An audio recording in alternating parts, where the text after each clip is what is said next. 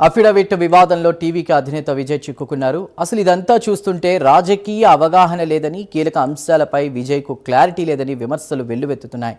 దళపతి విజయ్ తాను సమర్పించిన అఫిడవిట్లో భిన్నంగా ఉండడమే దీనికి కారణంగా చెబుతున్నారు.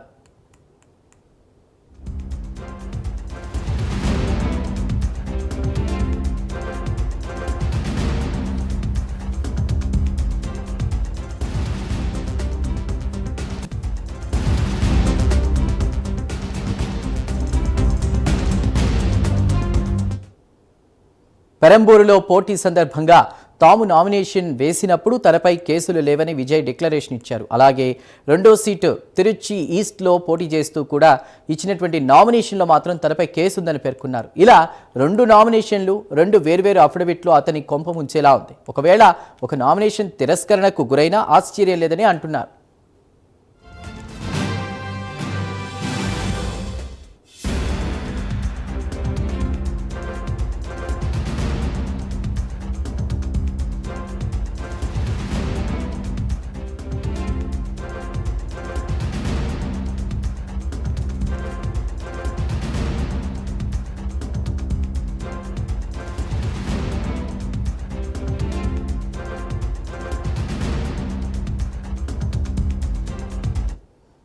ఎన్నికల అఫిడవిట్లో తప్పుడు సమాచారం ఇస్తే అనర్హత వేటు వేసే అవకాశం ఉందంటున్నారు.